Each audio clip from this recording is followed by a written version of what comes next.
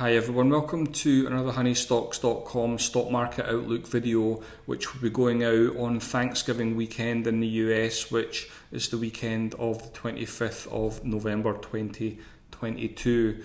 Now, what a wild month it's been. A lot has happened. If you picked up our video a few weeks ago, it's probably been quite a good few weeks. There was a lot of strength that was highlighted in our last video. Now, before I switch over to our screen share and of course walk you through all of the charts and all the data, I just want to say thanks as always for those of you that like and share my work on social media. It really does mean a lot. My work has had a lot of attention again over the last few weeks due to some big calls that I've made at big moments. So this week what I'm going to do is something a little bit different. I'm going to do a complete market deep dive. I'm going to get into some of the ETFs from our ETF chart book, and of course I'm going to get into some individual stocks as well. Now, for disclosure, myself or my clients may hold some positions in some of the stocks in the areas of the market that I am going to discuss, but I have highlighted those disclosures on the charts as I walk through the charts. But as most of you know, I do not use the magical hindsight indicator. I timestamp all of my work, which is incredibly important for the field in which I work.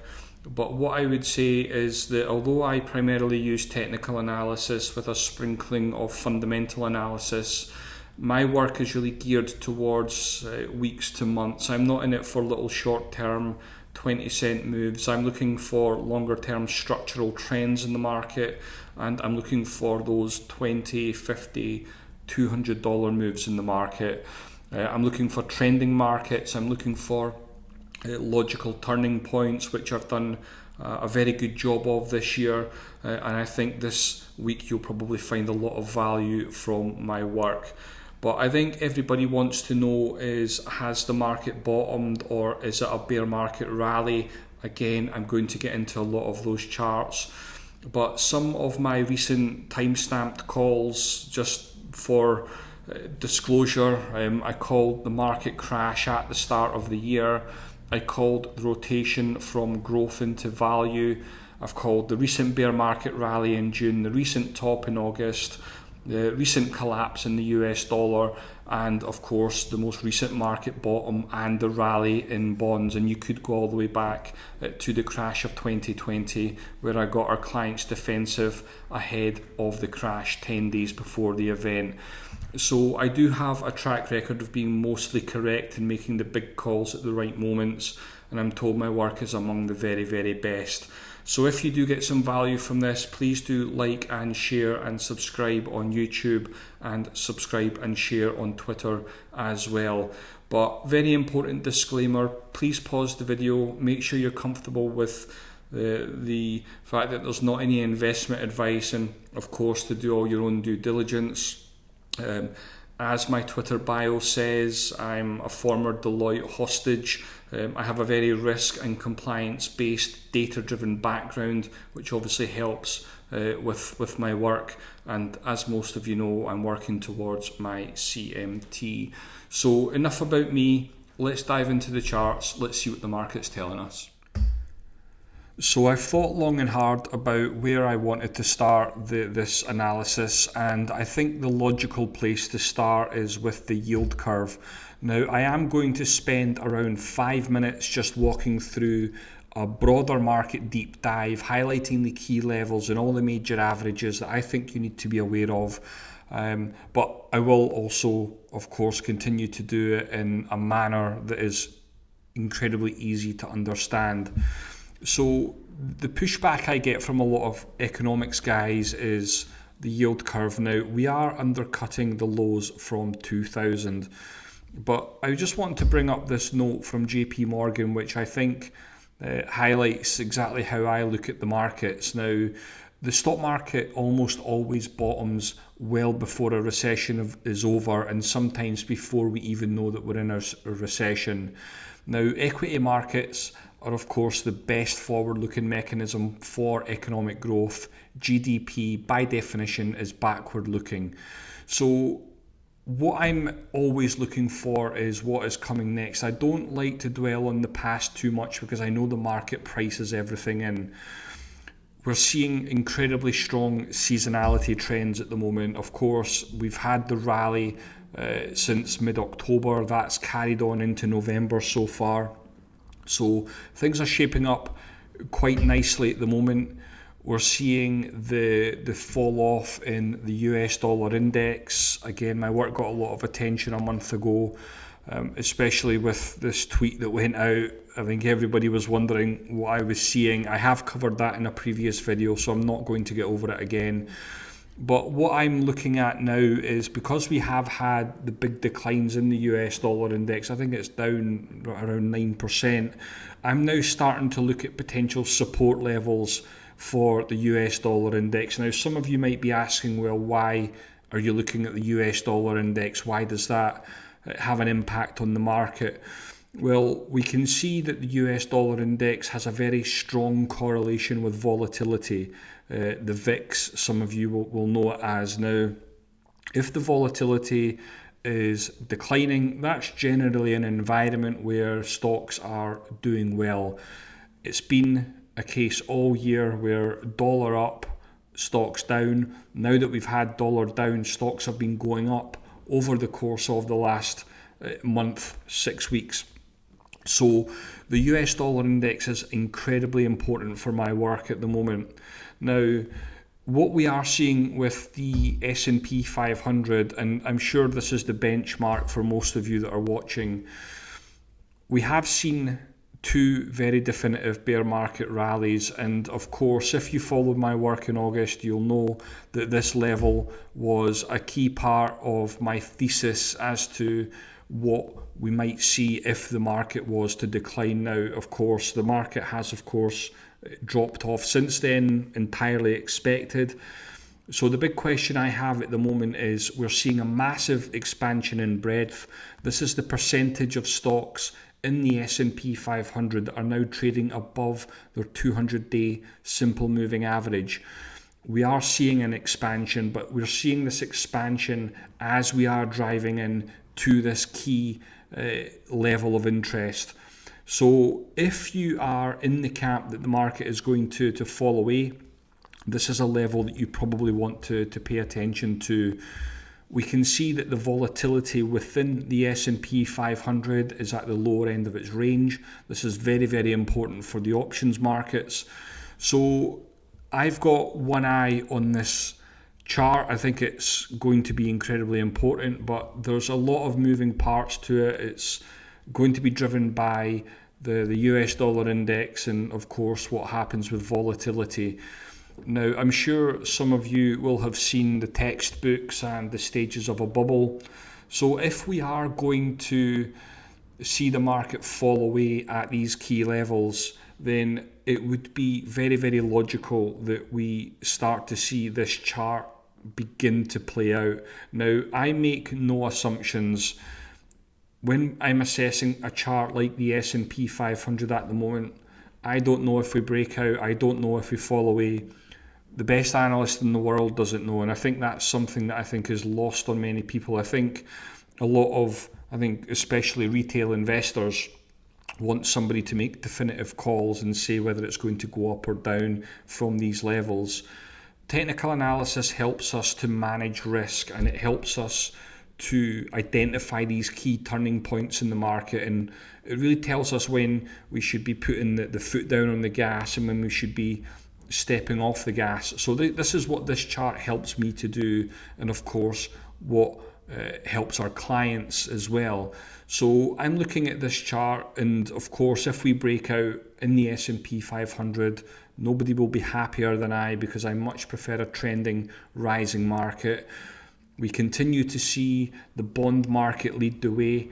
Again, if you follow my work over the last 2 months, you'll know that this has been a central part of my thesis as to why stocks were likely to rise. We had rising, continuing higher lows. We had the divergence, and the bond market has led the S&P 500 higher.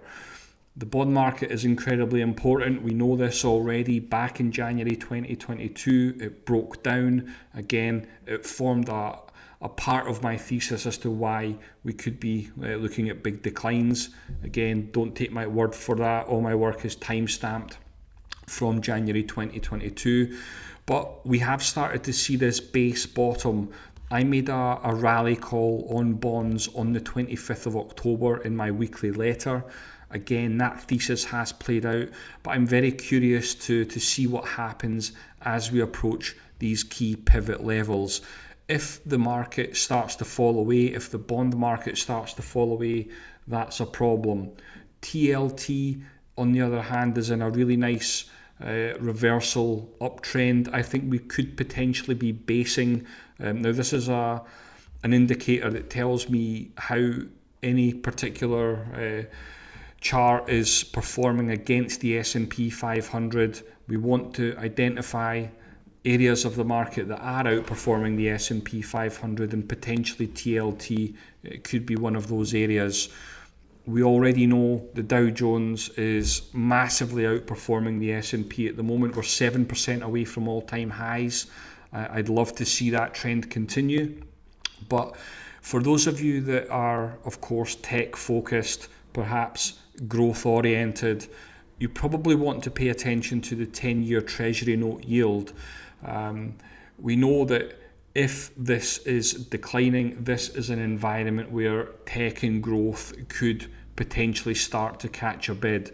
Now, a lot of my clients are asking me to do some work on growth at the moment because all year my work has been heavily focused on value, which hindsight tells us, of course, has been the correct call. But at some point there will be a rotation back into tech, back into growth, but I'm just not seeing that in the charts at the moment. So for those of you that are, of course, tech focused, growth focused, it might be a little bit more patience, but hopefully that's something that I'll be able to communicate maybe on Twitter, but of course to our clients, etc. What I would like to draw everybody's attention to, though, is the value versus growth chart. So if we are looking at the market and we are trying to get some kind of understanding as to where we should be invested, charts like this are really, really helpful because we can see that coming out of the dot-com bubble back in July 2000, where we had the massacre with all the overvalued growth names, we had a massive outperformance for a number of years in the value space. Now, again, we are breaking out in this ratio. Could we potentially see the same result over the next 4 or 5 years? I'm certainly open to that possibility. I think for many of you that are fixated on Cathy Wood and a lot of the overvalued, non-profitable, growth tech names, it's going to be a very, very challenging environment if you're not able to make that pivot, and if this chart does continue to play out. We can see this year already, if we look at the benchmark, which is the S&P 500, which is down 16% year to date, we can see all of the value areas are massively outperforming all the growth areas. So the value versus growth isn't really a debate for me at the moment. I think the big concern is that, for many, not being able to let go of a lot of these tech names because of the performance of the past. And I always say about the perceived discount, but stocks can decline 50% and then it can decline another 50%. So just be very, very careful if you're dollar cost averaging on non-profitable growth tech names at the moment. Month to date, we can see that thesis continue to play out. This is just a very small portion of the performance from our ETF chart book, but a lot of the names that we like, silver miners, gold miners, copper miners, they're all value areas of the market. Semiconductors, of course, is a different story. That's been the only area of tech that I've really been bullish on over the last 6 weeks. But I will get into a lot of the deep dive with the individual names over the next 15 minutes. But we're seeing the Russell 2000 push against big levels. We're seeing the micro caps again push against key levels. This is the 40-week simple moving average, which is of course very, very similar to the 200-day simple moving average, which is a good gauge. And of course we've got the triple Qs underperforming the S&P 500. This is what this chart says, but we are continuing to hold big levels. So that's the broader market covered. I am going to get into around 20 individual names, individual charts, but please, it would mean the world to me if you hit the like button. It tells me that you're getting some value from my work if you're still here, and if you haven't subscribed already, feel free to subscribe, and of course please do share on social media wherever you get your content. But big tech, this is probably the area that I get asked about, especially on Twitter DMs and email, etc. But Amazon and Google are currently below what I would deem to be key levels. Now this is a very basic chart. I'm not doing anything fancy with the chart here. Basic support and resistance levels. Because of the weighting that you have with the mega cap tech names, they weigh on the cap weighted averages like the S&P 500, SPY, etc. So in order for the triple Qs, for example, to take the next leg higher, I think you need to get moves above Amazon in 105, above Google if we can get above 105. I would happily move back in on these mega cap tech names if we can reclaim these levels. I covered Apple a few weeks ago, just highlighting that it was stuck in this sideways range, not doing a whole lot at the moment. Again, the thesis of moving from the bottom to the top is absolutely still in play, but we are going to have to pay attention to what happens with these key levels in the S&P 500, with the dollar index, etc., that I've already highlighted. We could definitely see a scenario where early next week the market sells off and just takes everything with it. So what you'll find with most of my charts, you'll see this little blue line. This is what I use as a risk management tool. It just helps with stop losses and things of that nature. But I have ultimately targets up there at 330 currently for Netflix. I think for Tesla, I think we are seeing a bullish divergence, which can sometimes be an indication that we are approaching some kind of bottom.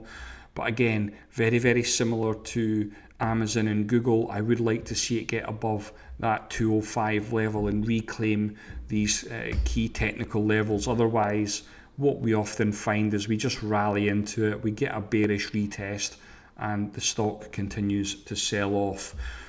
Again, semiconductors are an area that I have been bullish on since the 13th of October, but I am looking at the semiconductors now for a potential breakout here. So I think if we can get above 225, certainly by the start of next week, then semiconductors could potentially start to take the next leg higher after an almighty rally that we've seen in a lot of the individual names. If you look at something like Nvidia, I have an upward target here of around 195 at the moment.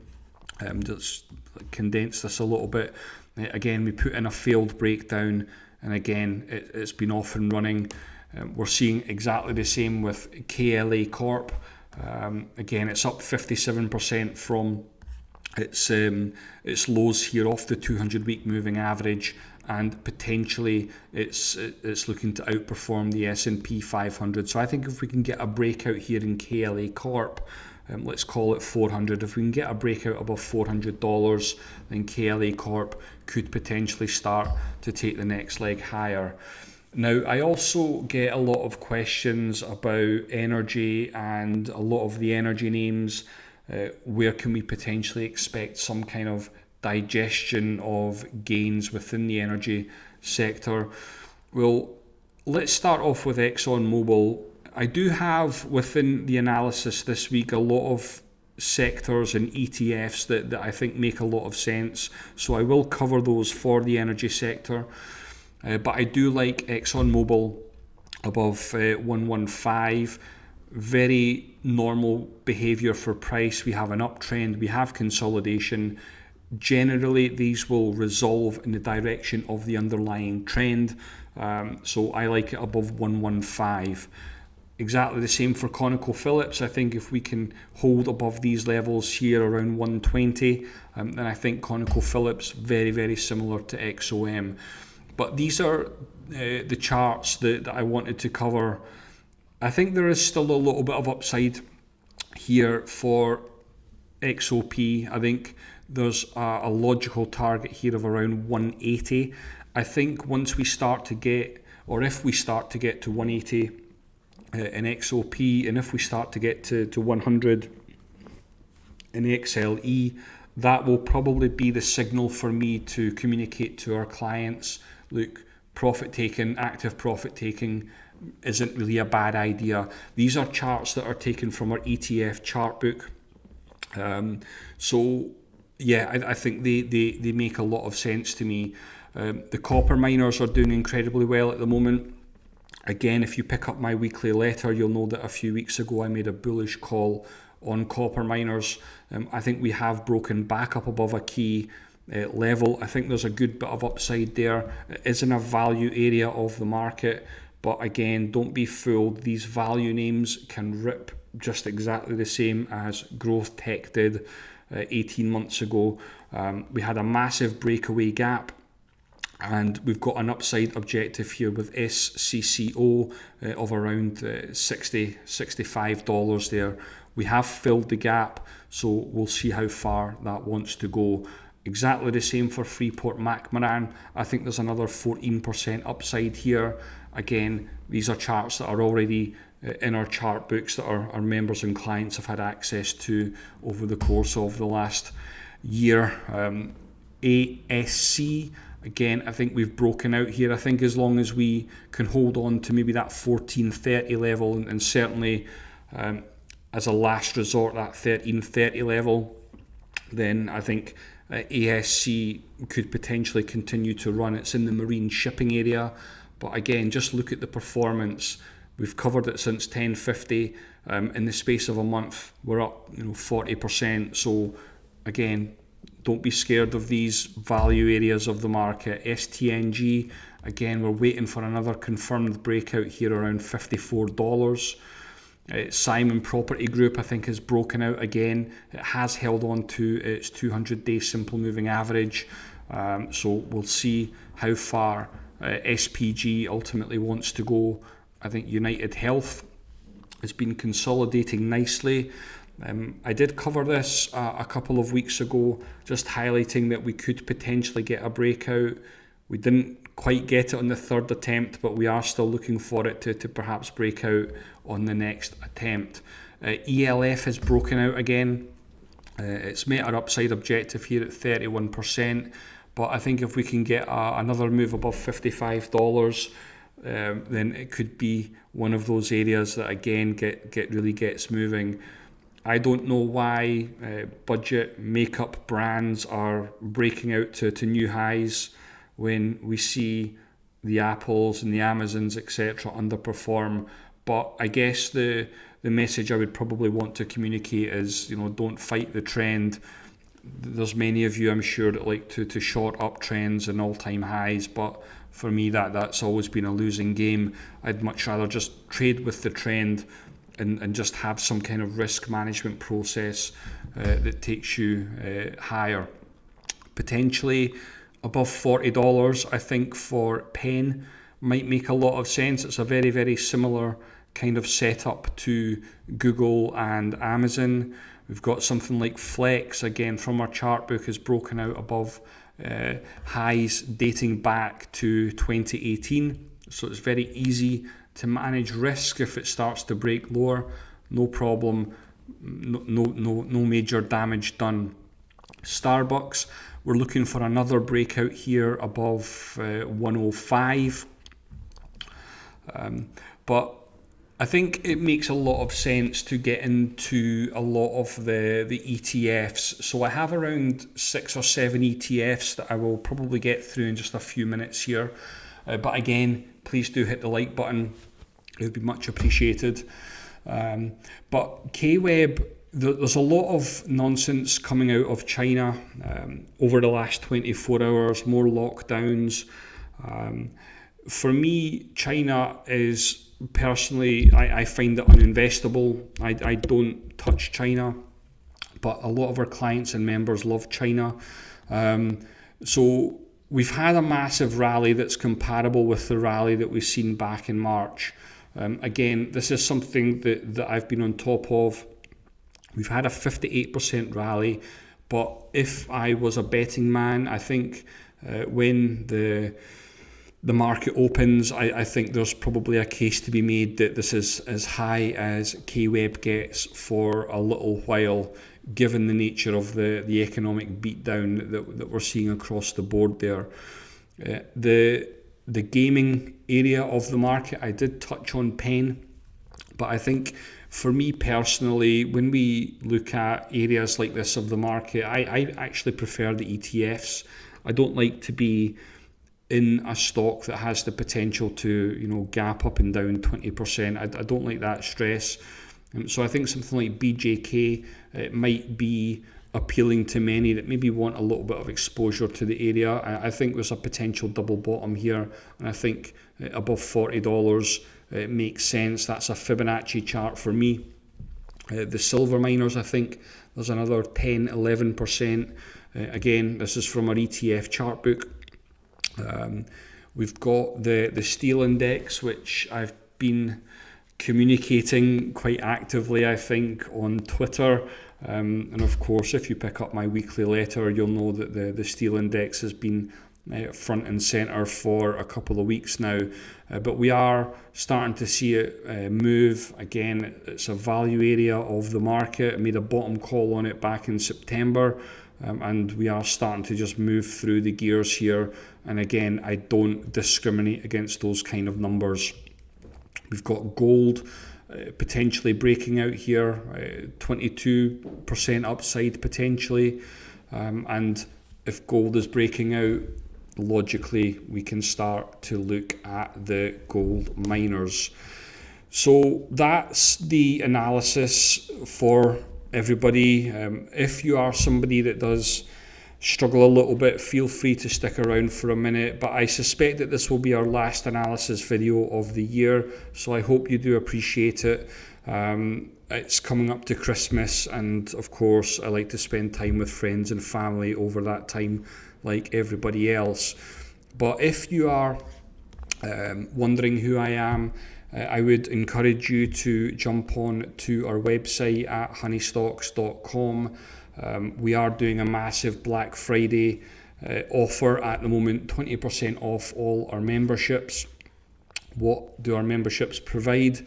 Well, we provide our premium weekend analysis every weekend to our members, which is a 10-minute premium video analysis. We provide high conviction investment ideas, which I log every single one of them. I timestamp absolutely everything.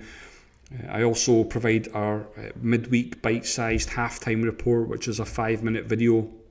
I provide access to a wonderful investing community. I access to all of my chart books, which I think I've probably done a good job of communicating over the last 25 minutes.